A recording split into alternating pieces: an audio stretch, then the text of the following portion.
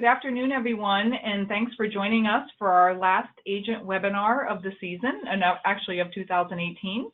And it is our webinar in regards to top reasons for debit memos and how to avoid them. And this time we have American Airlines on the phone with us that's going to be presenting.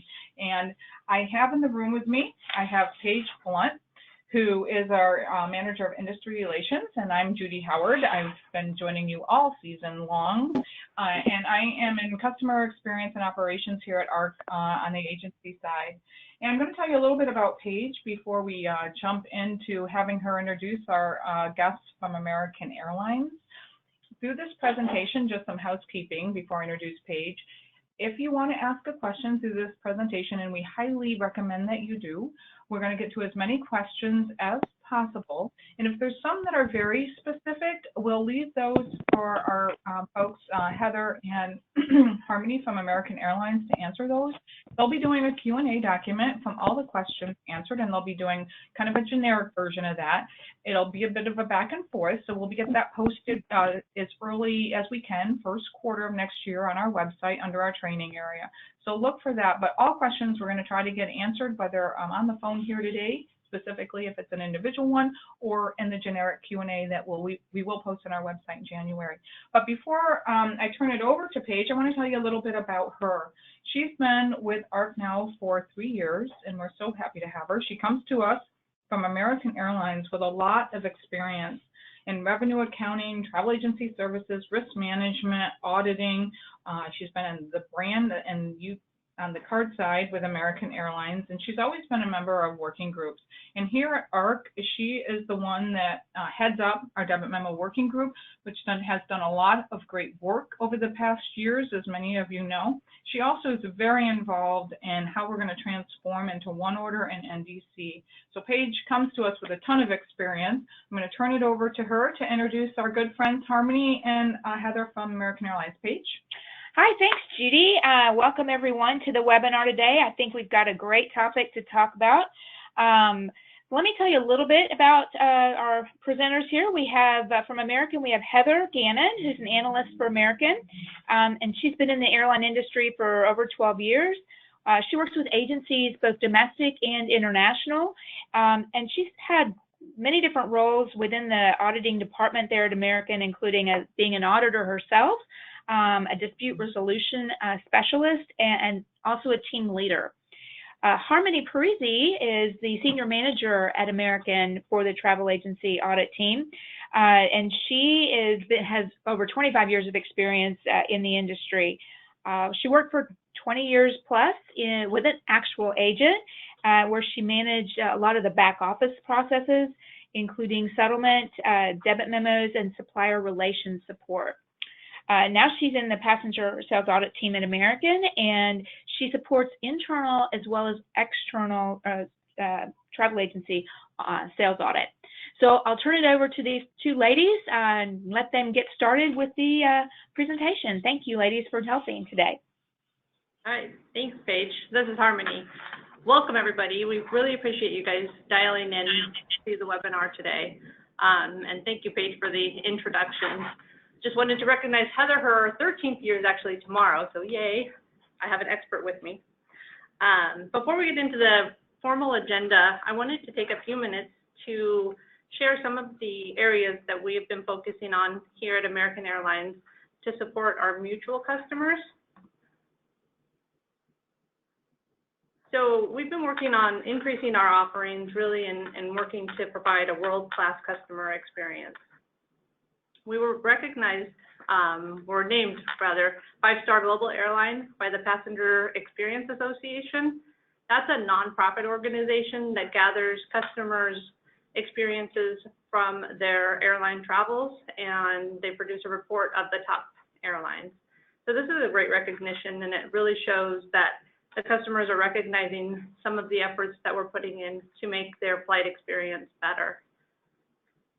We've purchased a bunch of new aircrafts, hundreds of them, and we actually have the youngest fleet of the major carriers. We offer free live television, both domestically and internationally. And As far as Wi-Fi, I know I really prefer a high-speed internet connection, and American, we do too. So we're equipping our aircrafts with high-speed internet. We have over 380 already, and we're continuously increasing that number. And of course, we're always reviewing our flight routes, making sure we're flying to the places that people prefer. Those are just a few of the areas that we've focused on this year in supporting our customers. And hopefully you guys are hearing the same thing, that the customers are satisfied with American Airlines. Without further ado, let's get to the agenda. As Paige mentioned, we're wanting to share the top reason for debit memos, but we also wanted to take a few minutes to share with you the best practices. As you know, ARC published the best practices last year, and we've been working on reviewing them and ensuring that we're aligned. So we want to share with you how we're aligned and what we're doing to support any areas where we're not 100% aligned yet. We'll also take a moment to share our debit memo issuance accuracy rate and what we've done to improve that this year. And of course, we'll provide some resources so you all have someone to contact for the various areas at American Airlines. So without hesitation, Heather's going to start us off with reviewing the best practices. Thank you, Harmony. As Harmony mentioned, we do want to talk about best practices and how are we measuring up to those best practices. The first topic we wanted to discuss was communication. Here at American, we do strive to keep our internal teams in constant communication, and we are working on new ways to improve and support our partners. We are working with the various GDSs to provide all the necessary information to support accuracy and to ensure the fare rules are interpreted as expected. We do have an ongoing formal training program with our auditors, and we also provide continuous informal training. We strive to provide all the data and tools needed for our auditors so that they have everything they need. Our internal and external employees, auditors, review all of the memos for changes in trends, and we try to advise the travel agencies as soon as we see a spike in the volume. And we try to provide you with as much information as possible. We also provide travel notices real time via email, and you can actually find all of our travel notices on our sales link site, and we'll provide that site for you a little bit later. The next topic we wanted to discuss was contracts. We know this is everybody's favorite topic. We do have written notification that is given to travel agencies that receive contracts, and the written notifications are sent out for all new and any amendments that are given to those contracts. We also provide a copy of that same contract to our internal partners because we want to make sure that the same information is given to both parties. We work closely with ATPCO. We test all of the contracts and changes in the system. We are working to better validate the impacts to all the GDSs, and we are working to reduce debit memos by ensuring our contract verbiage is clear and understood by all.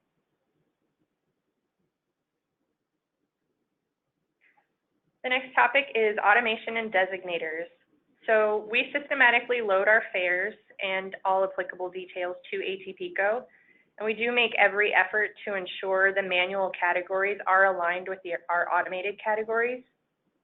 We do know that sometimes those differ, and if we do find that difference, we make sure that the automated category is taking precedence over the manual category. And we take every,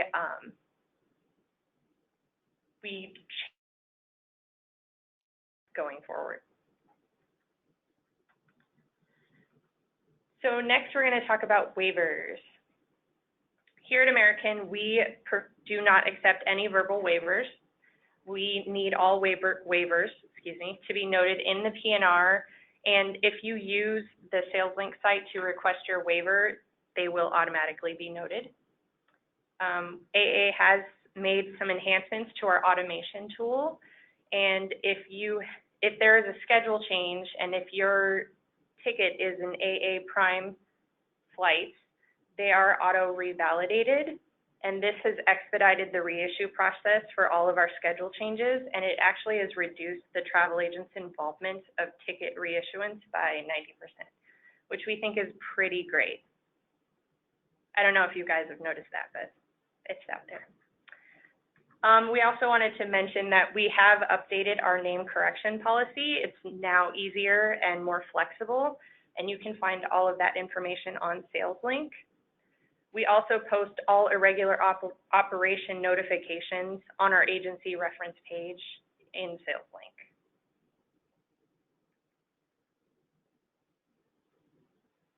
Okay, our next topic we wanted to talk about is fare rules. So we do continuously review our fare rules.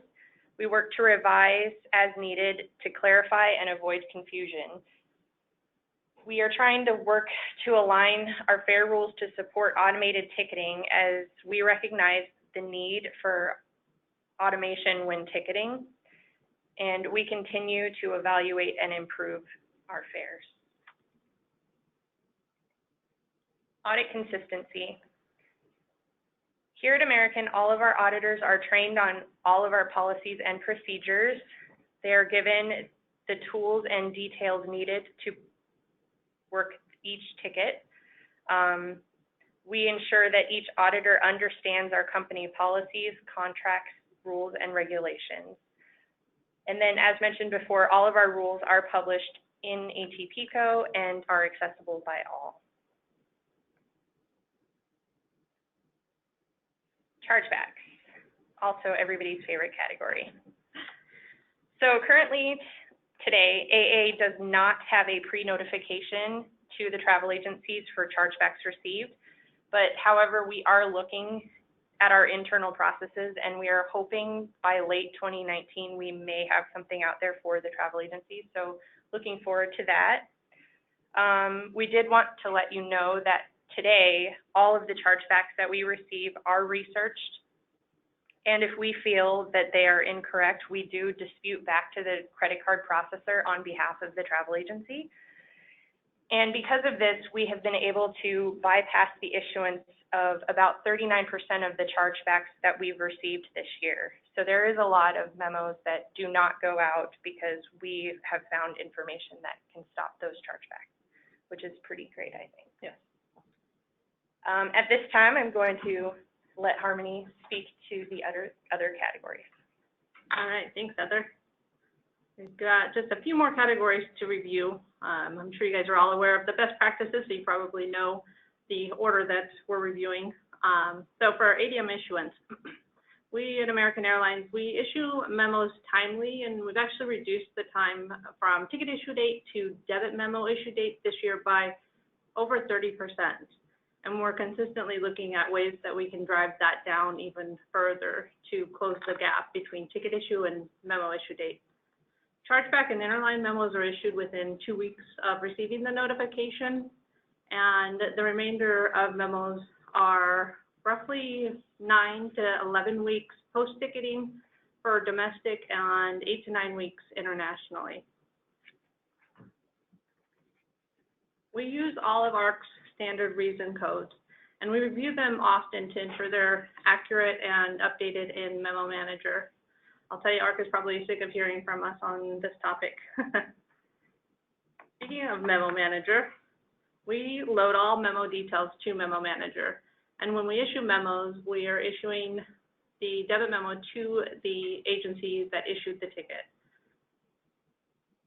Our memos are loaded to ARC Memo Manager, and if you notice that ticket details are missing, that is because the ticket details are updated systematically directly in ARC within 24 hours. So if you notice that, please wait until the next day and you'll have all the ticket details associated with the memo.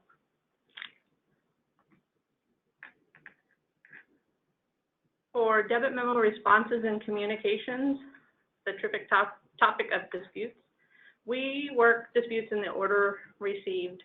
We are very diligent about ensuring we're working them as they are received. We target to respond within 5 to 7 business days on all disputes. Our team here in Arizona researches and provides detailed explanation as well as supporting documentation on their findings, as we hope to resolve disputes with the initial communication. We do have our dispute limit set to 3, but as I said, we'll make every effort to resolve disputes on that initial response. We have an escalation process available for you, and we'll share those contacts at the end of this presentation, where you can email or call if you have an item that needs to be escalated. For example, if you have a dispute that you're still not feeling is resolved after the second attempt, we welcome email or calling us, and we can provide further information. In addition to ARC's best practices, I wanted to take a minute to talk about a few dispute recommendations. One is, when disputing to the GDS, it is not necessary to utilize one of your disputes in a Memo Manager. We welcome using the correspondence feature. We review those correspondences twice a week and ensure that we're responding where necessary and updating our records as well. And if you're disputing in Memo Manager, there's not a need to utilize the email or phone number that we'll provide. We use the email and phone number for escalation purposes so that we can ensure timely responses to the travel agencies. For collections, we definitely make every effort possible to avoid sending memos to collections. We're working disputes in a timely manner, and we're working with agencies on memos that are aging. This year, we implemented a process where the team here will contact agencies with aging debit memos to discuss them and help resolve them in a timely manner so that we don't have to send any items to collections. We've had great success in these efforts, so we plan to continue doing so. Our ultimate goal really is to send 0 memos to collections.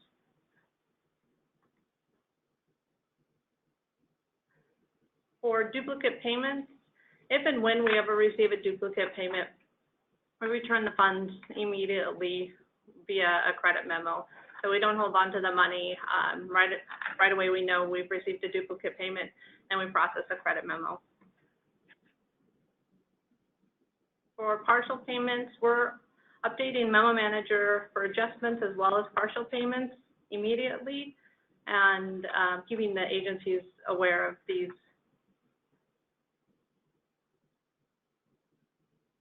As far as closing memos, Memo Manager is updated as the payments are received. We also provide an explanation to the travel agencies when we adjust or close memos to keep them aware of the situation. All right, without further delay, unless Paige has some questions, let's review the top debit memos thus far. Hey, Harmony, it's Paige. We do have some questions. Sure.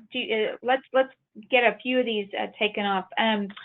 One of the questions is, kind of the question that's always been about the, there's an auto price ticket and the agency is held responsible. And the question came in saying whether it's between the AA Fair filing or the AA GDS partner filing, the agency really can't make a difference here. And why can't those be resolved between the GDS and the airline instead of involving the agency? And I know you can't maybe be too specific here, but if you could give kind of a general answer, we can definitely add to it during the Q&A document you're going to create. Yeah, absolutely.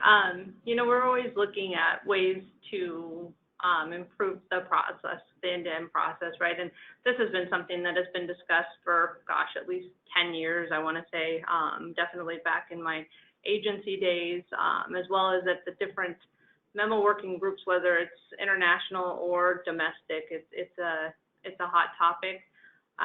We do work with agencies when we find items that are, say, an influx of memos, kind of like Heather was speaking about, where it is definitely due to a GDS or possibly a filing issue. And we work to resolve those timely and working directly with those agencies. So it's difficult to really control the memos as one-offs, like single memos that are auto-priced versus manually priced. And that's kind of one of the reasons. We can speak more to it in the Q&A. In the document. That'd be great. That'd be terrific. Another question that came in is talking about a $25 fee. There's some memos that have been issued because there was an exchange. The original ticket didn't transfer over the exact exchange. Everything wasn't identical, and a $25 fee was issued. And then it talks about how to avoid the fee in the future.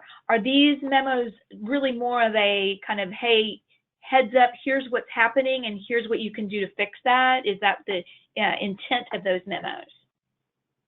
Paige, I hate to say this, I'm going to have to take that one as a one-off, and you could get the agency that asked it, because off the top of my head, especially a $25 fee, that definitely doesn't sound familiar. We do issue fee memos, which we'll talk to, but that one does not sound familiar. Okay. Another question, I think Heather actually kind of went over this one. Are the contracts given to external auditors? Because the external auditor doesn't seem to understand a Cat 25 filing sometimes. Yeah, so Heather, she talked a little bit about that. So we are sharing, and one thing we've kind of done this year is ensure that all of our tools and data are available kind of in a central repository, if you will, so that our auditors, as well as any outside auditors that need the information, have access to it. So we control who has access and where it is, so that it's all at everybody's fingertips that needs the access. And then to add on to that, we are continuously trying to improve that process. So as things come up, we definitely work with our external partners and try to get the information to them. But we do, as we receive it, everybody has access. Right, and kind of on top of that, we are providing training both internal to our internal auditors as well as any external auditors to ensure that everybody is aware of the processes and understands how to research different types of memos. Okay, thank you. A couple more. One was a question about, you were talking about the ticket details, that they weren't loaded. You're loading the memo today, the ticket details show tomorrow, and someone's asking, it's a huge impact on their agency. I don't think I know right now the reason that that's happening. If you do, great, you can talk to it. But otherwise, I can take that and try to get some information on my side. Okay, yeah, I think that would be something we circle back to, just to understand the delay in our process versus ARC's process. Okay. Let's see. What is the maximum time that we should wait for a response after we've submitted a dispute? Because I think you were talking earlier that your response time you're working disputes in a first in, first out kind of manner. Is there a maximum time that you have put on your team, or are you kind of monitoring that? I mean, how does that work internally? Yeah, we definitely monitor it and keep track of that on an ongoing basis. You might see a further. If it's anything more than 7 business days, it likely has to do with some internal research that we're having to do, whether it's working with another department or what have you. I'd say if you don't have an update, at least an update within 14 business days, you can reach out to us with the email that we'll provide at the end of the presentation. Okay, terrific, thank you. Let's see, there's a couple that are it's a little too detailed.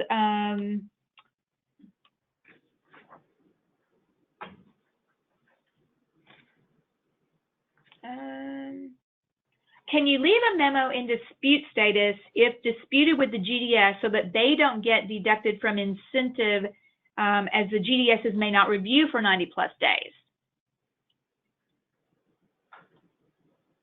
Our current process is to resolve disputes because, like you mentioned, having a extended time for when an agency should reach out to us on a dispute. And as I look at metrics as the senior manager, it's really difficult to determine if something is just hanging out there because it's in a dispute status because it's with the GDS, or if it's in a dispute status because the team has failed to respond. And, you know, I have very specific metrics that I measure them against. So, I mean, it's something I can certainly think about and see if there's a way that we could segregate those from the masses. But at this time, I don't have a way to do so without holding the team accountable. We also don't deduct memos that are less than 90 days old. So I guess one possibility would be to send it to the GDS as soon as possible, and then it's less likely to be deducted. Right.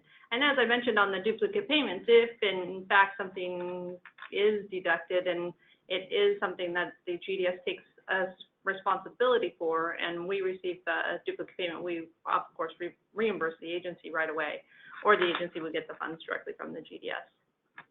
Okay, great, thank you. And a question about chargebacks. You talked a little bit about your chargebacks and kind of what you're doing up front, and that the question here is, a memo was issued for a chargeback and the credit card holder was the passenger and the passenger did travel. Are you working with some of that compelling evidence that is available for dispute purposes now?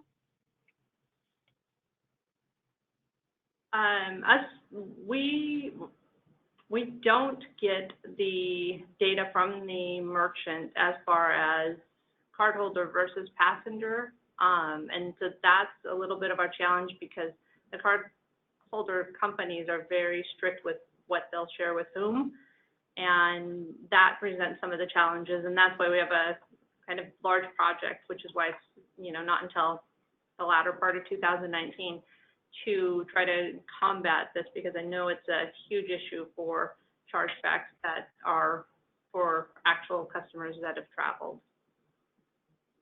Okay, thank you. And I think, you know, maybe sometimes if the agency finds out that that passenger is in fact the cardholder, or they know that to be true, and they can validate that the customer was on the plane, they can at least send that to you to maybe do some other research. Right, for sure. Yeah, we'll absolutely accept the details that are included in the dispute process, and we work with our team here that handles the chargebacks, and you know, definitely try to drive those down where we're able to. Okay. This is an unusual one. I haven't seen this one before. There's a limited space for reasons for a debit memo that cuts off the calculation for the debit memo amounts. Is AA working on condensing the verbiage for that memo, for those kinds of memos where that calculation is cut off? Are you aware of that problem, or? We were not aware of that problem, so. No, okay. So it sounds like maybe, Paige, we can circle back with you and understand the character limitation on the reasons, and then work to update that. Yeah, I would definitely want to provide all the information to help the agencies out. Okay, great, thank you. All right, I'll let you go ahead and keep going, and then we'll come back for some more questions. Thank you. Okay, sure. So we looked at debit memos that were issued between January and June of this year, and pulled out the details based on volume of debit memos. And with this, the findings are that roughly 27% are due to some sort of commission related. So we dug deeper into commission and found that the two main reasons, although there are a variety of reasons, the largest are recall commissions and claiming commission that's not due. So for recall commission, this is the best way to we would recommend to avoid this is to ensure that any internal systems or tools that are used recognize and return commission when processing exchanges or refunds. Additionally, I would recommend validating IAR prior to settlement, because in doing that, the agency can validate not only commission to avoid these errors, but also validate any fare calculations and any penalties, which would then drop the exchange and refund category totals as well. For overclaiming commission or commission that's not due, the majority of these appeared to be mostly mass impact. So to us, it looked like it was more of a programming issue that occurred at the agency where an error was made when programming the amount that could be taken. So we're also, though, focusing on how we can help drive down commission errors. And one way that we've done so, and we've talked about this earlier when the question arose, was to provide all our auditors, both internal, external, and otherwise, all information in a central location. So it's easy to find and easy to use, so they have everything they need and can make the proper judgments. We're also reviewing with our internal teams contracts and looking at ways that we could possibly improve them or simplify them for the agencies and our internal teams. The next area that has a higher volume is tax. And to be honest, the majority of these are due to a few new tax codes that were introduced this year. So I'm not going to spend any time on this. I would just recommend, obviously, ensuring that all taxes are collected. It's easy to say, I believe, but there's not really a consistent issue. When we look at memos that are more recently issued, the tax volume of memos drops. So I'm going to move on to fees because I know a question arose on that. So fees can be for a variety of reasons, and we looked at the fee memos that we were issuing this year and found the majority were either tour code or endorsement related. So those occur when information is either missing or inaccurate or different from what was agreed to be in those specific fields.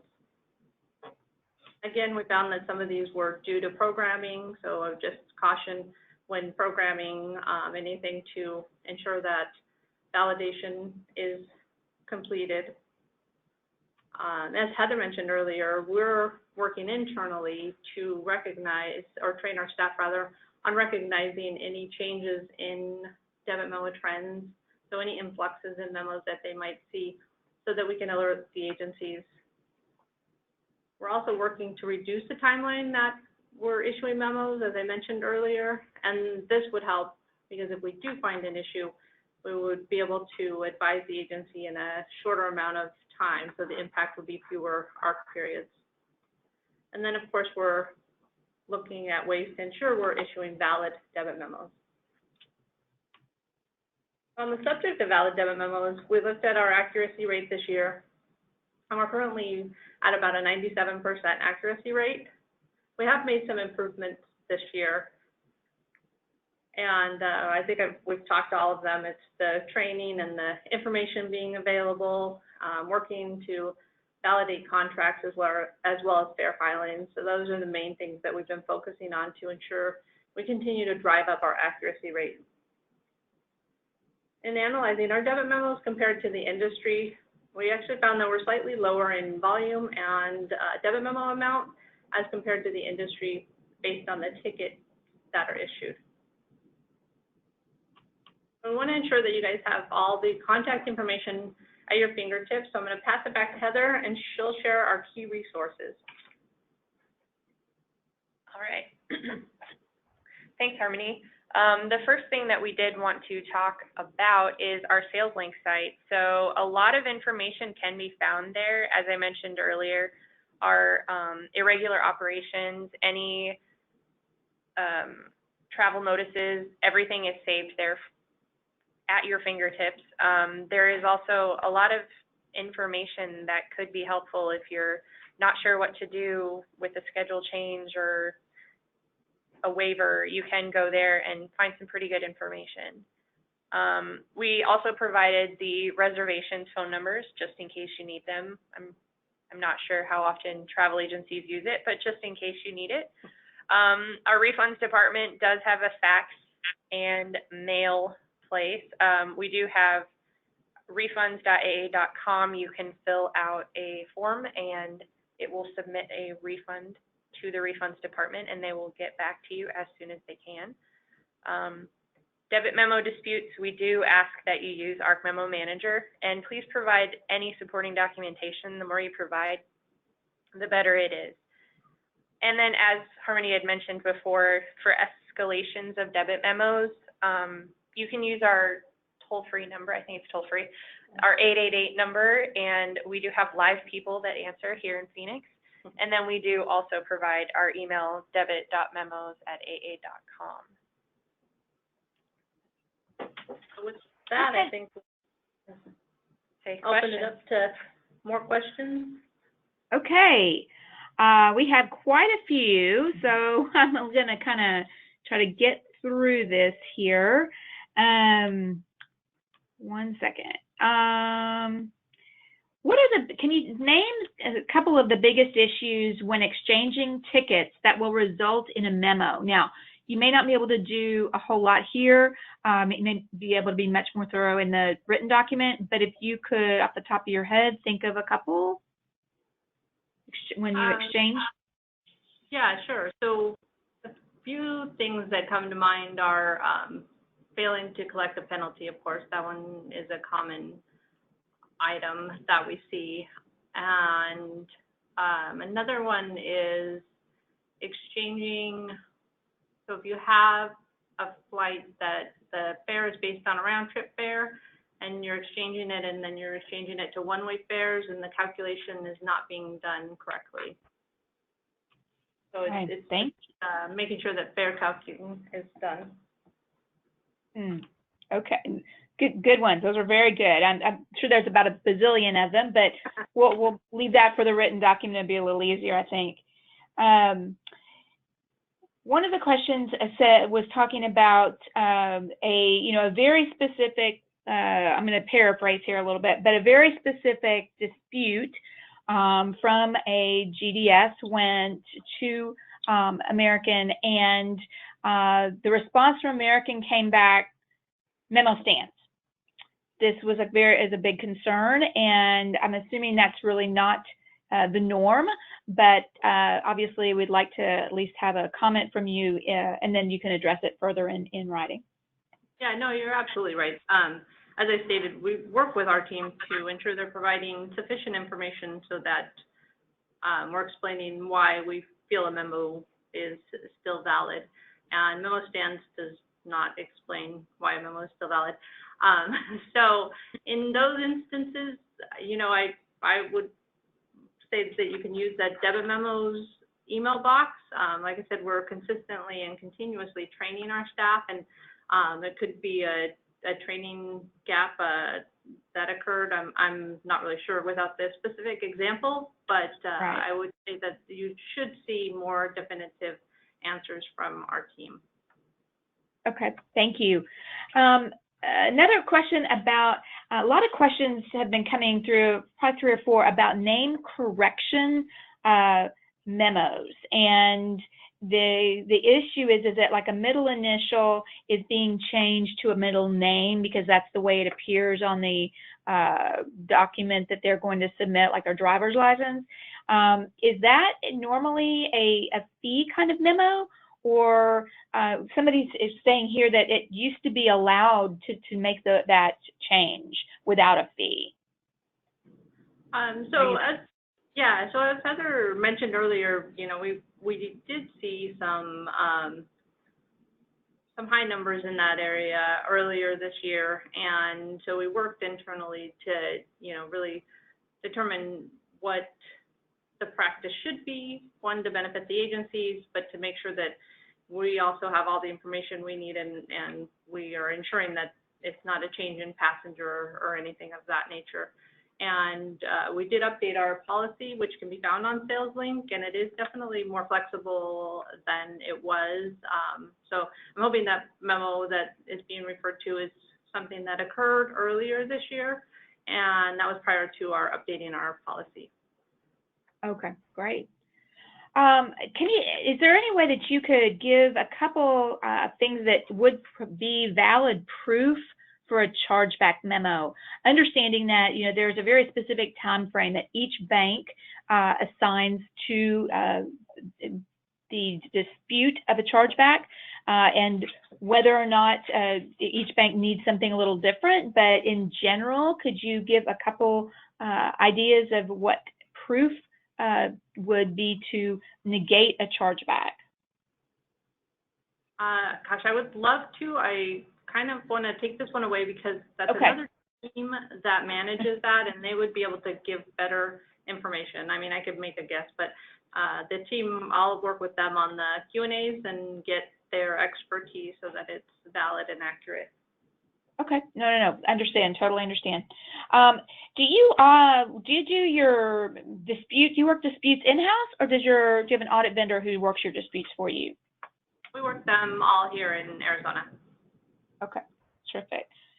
So then that would mean that the auditor wouldn't be looking at their own work. It would be somebody that's not on the audit team itself. Right. So just to kind of give some ideas, so any memo that's issued has been reviewed internally. So it's reviewed in essence at least twice before issuance. And then if and when a dispute is received, that is worked by a different person from the person that audited the transaction.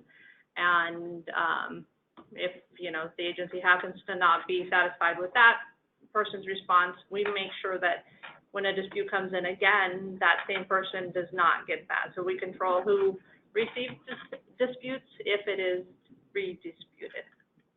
Oh, great. Okay, terrific. Sorry, I was just going to say, and that just kind of ensures that you have more than one set of eyes looking at it, because something that I've looked at, maybe I missed something, and then Harmony, she looks at it next and she's like, oh, hey, this shouldn't be open, it's invalid. So that kind of helps with that. Right. No, agreed. It's a great process. A question came in about how do we get a flight manifest, as sometimes a credit card company is asking for it when there is a chargeback. Is there a way to get a manifest? Can you provide that, or is that really not something your group does, or how does that work? Yeah, that one I'm going to have to defer as well. I'll have to ask Okay. the other team. I'm not sure. Okay. Let's see. One of the questions was there was a waiver given in Sabre, but yet Amadeus didn't get the waiver. And so therefore, when it went through, it didn't come onto the ticket or wherever it's supposed to be, apparently. Has that been a concern, or is that maybe an anomaly, or how does that work? It sounds like an anomaly because we're reviewing, we've reviewed Sabre, which means we should have seen a waiver. So it sounds like a... And all of the waivers really append to the PNR, so it shouldn't matter which GDS, because, yeah. Okay, yeah. I know that it's hard to see. You can't, sometimes there are certain GDSs that, a waiver's in a PNR, but yet you can't see it in another GDS for whatever reason. But it didn't sound like that was the issue with this particular one, and you can just take a look at it when you see the document. Yeah. Can AA record locators be provided on memos in addition to the authorization number for easier research? If we could just take maybe the first part, is there any way to put that record locator onto the memo somewhere? Or is that something that needs a huge research effort? I'm sure it would be development. Most things results in development. Okay. Well, the thing, internally, the P&R reference number is different than what the agencies would use, so I don't know if that would be very helpful. Okay, understood. All right.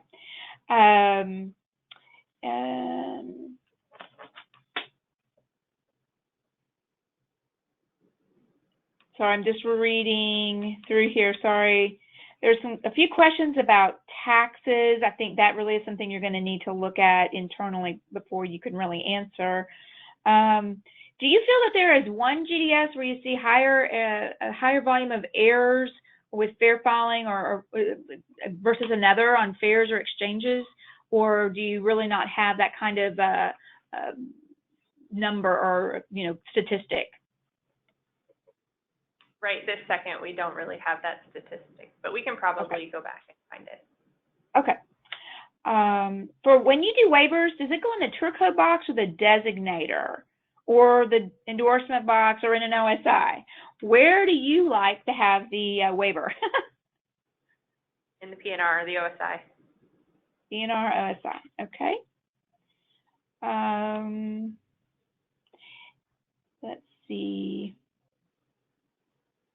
When applying a weather waiver, is it required to append the full original endorsement onto the new ticket? You're supposed to, I guess the weather waivers are supposed to go in the endorsement box, is that correct? Right.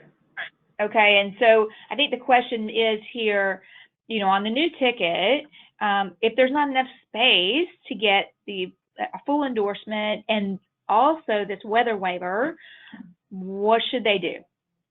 I'd say the weather waiver is more important. Right. So I agree. as long as the waiver's on there. Okay. All right.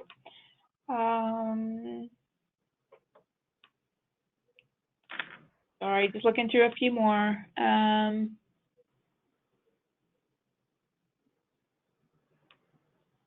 Couple issues about refunds. Could you please, let's see, okay, I think this is just a clarification on what you said. Could you please review what was said about disputing with the GDS in Memo Manager? Was it said that we do not have to dispute it in Memo Manager, but just add it in correspondence? What was your directive there? Oh, sure, absolutely. Yeah, so we actually prefer that the agencies don't dispute memos that they're sending to the GDS, and rather just add a correspondence, since we're reviewing the correspondences twice a week, and because using a dispute, we're just going to respond back with, okay, thank you, we've updated our records, because there's no action for us to take. So it's kind of wasting one of the disputes that the agencies have. So that's why we recommend using a correspondence. Okay, thank you for clarifying, yes. Let's see.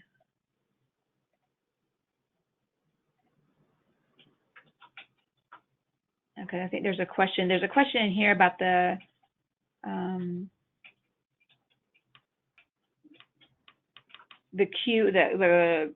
printing how can we take the correspondence and see all of the correspondence for each of the both sides of the conversation? And I think what you just need to do is to print the actual memo itself, and all of the details should be provided on the memo.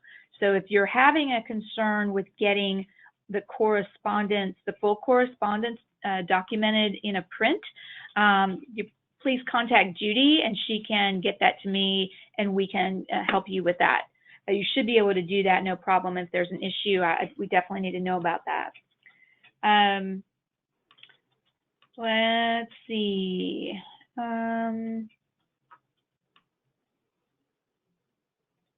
Sorry, just looking through the memos here, the questions here.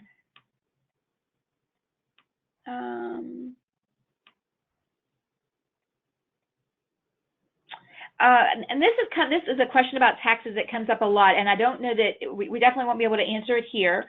But there is someone asking about a list of non-refundable taxes. Please let me know, Harmony or Heather, if you have that. I'm kind of thinking not, but please let me know. Right, yeah, we do not have that. And my understanding is, and Heather, you can chime in, is that because they're always changing and updating, and there's new taxes, and that it would be unmanageable, virtually unmanageable, to facilitate that, as we've talked to our tax team about that before in the past. Okay, terrific. Thank you. Yeah, I think there's a lot of questions right now from all agencies about all airlines and taxes which are non-refundable even if the ticket is refunded. There are a lot, and the question, or at least the response that we have had to be giving recently, is that you need to check with the GDS. All of tax issues and all the tax information is loaded into the GDS via an ATPCO product, and so therefore that's your best course of action to look through that. Potentially the agency might have to contact their GDS representative for further assistance, but the airlines just can't give documented full list information about any of those kinds of refundability as things, as you say, change so quickly. Okay, so one more question about this whole waiver thing. The waivers are supposed to go into the OSI field, question mark. I thought it was the ED field. I don't know what ED is. Do you all? I'm not sure. No, not sure. Okay. But the memo waivers should be in the OSI field in the PNR for everything except weather waivers, which should be in the endorsement box. Is that correct? Yeah. Okay. And again, for all the agents on the phone, all of this will be documented in hard copy, or it'll be soft copy up on, and we'll load it up, Judy, right, in January, after they've had a chance to get through it. Now you have to be aware there are a lot of questions here, and so it's going to take American a little time to get this done. So I would, definitely say, especially with the holiday, end of January. And then, sorry, Paige, I was just going to kind of circle back to SalesLink. So, a lot of these questions can be found on SalesLink as far as the details on where things should go and how things should be processed and all of that. So I would recommend using that as a resource to ensure that the processes are followed. Okay. There's a question that was followed about the GDS. If the GDS dispute is put into the correspondence box and not hit dispute, the GDS, as long as you open it up for the GDS will be able to see the memo and your questions about it, and will be able to access it. The dispute mechanism is only for the agency-airline relationship, although many agencies do put a memo in dispute as sent to the GDS. We just have to be sure that you're opening it up to the GDS, and I think there's a button that says that. If there's a question more about that, we will be sure to include that in the conversation for the American question and answer document.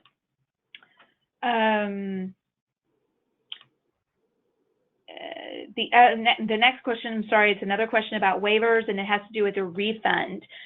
There is no endorsement box, obviously, for a refund. So what happens with that? Can you talk to that, or do we need to wait for the document? Yeah, let's wait for the document on that one. Okay.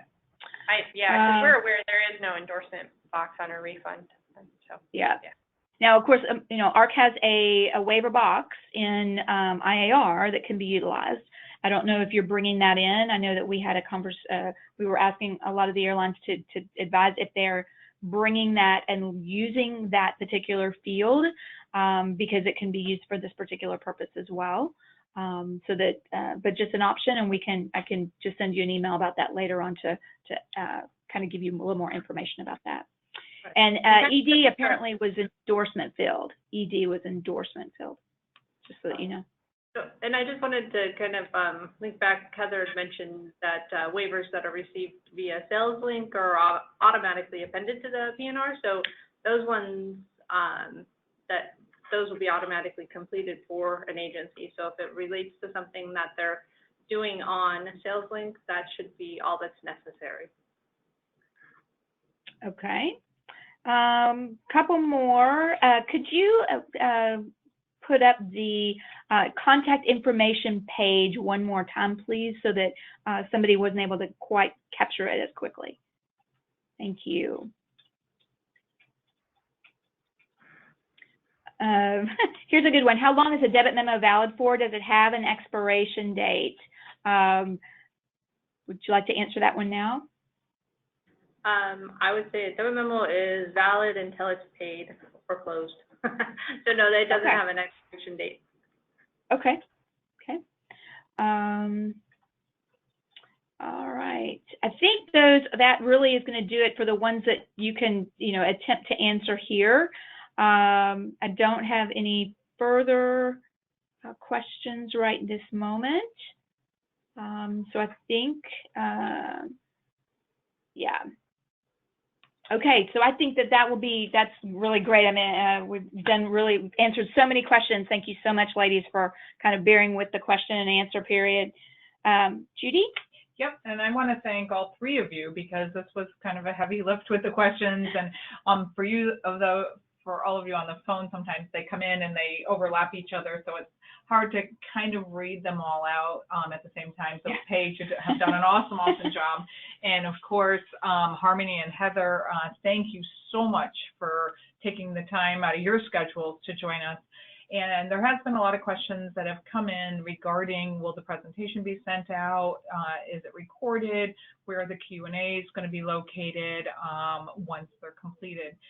So the presentation will be sent out, and I'm going to also work with the marketing department. They create a link to the recording, and I will work to get that done and try to get the presentation and the link out to all of you this week or before we kind of close for the holiday season next week. So just bear with. Again, we got to get in queue, so just bear with us on that one. In regards to the Q&A, as Paige said, there were a lot of questions. She tried to get to as many as she could. Some are specific, some are generic, but there were a lot. And so we're going to work with our good friends, Heather and Harmony from American, to try to get that done. So we're going to try to get that done as close to in Q1 as we can, as early as that. It may be the end of January, beginning of February, but bear with us, we will get that done. It will be posted on our website when it comes out, and if you haven't been there on our website, it would be under our training area. So you go to arccorp.com, of course, and you go to where it says training on the top navigation. And if you go to our self-paced knowledge center, and it would be the one that's with the reference guides, it will be posted in that area. And if you haven't been there yet, there's a lot of good information that is posted there. There's best practices for debit memos. There are, the industry agent's handbook is there. There's some other information from our GDSs, some of our other airline customers, IAR stuff, a lot on Memo Manager. But just check it out. The Q&A from American will be posted there under the airline section. Of course, if you have any questions, just send me an email, jhoward@arccorp.com. I'd be happy to direct you to where that is. Most of all, again, we just have a minute left here, but I want to thank all of you on the phone if this is your first webinar, thank you very much. If you've joined us for others in 2018, I want to say thank you, thank you, thank you. Look for our schedule coming up in 2019. Again, we'll have some of our airline friends back with us again, some of our GDSs. We'll have updates. I'm looking at Paige and smiling because hopefully she'll be here giving us some one order updates. We'll have NDC, what's evolving in the industry. We'll keep you posted. We will also have some of our, our staples, which is fraud and how to prevent it. Some of our tool webinars, but we'll have a lot going on. And always remember to check out our training page here because we do have our specialists. We can do custom training, all kinds of different things for you. So look forward to working with you all in 2019. Thanks for all of your participation again this year, and we look forward to you joining us. But most of all, happy and safe holidays to everyone. Thank you so much, and we look forward to seeing you in the new year. Bye, everyone, and thanks, Harmony and Heather from American, and thank you, Paige, as always. Bye, everyone. Bye.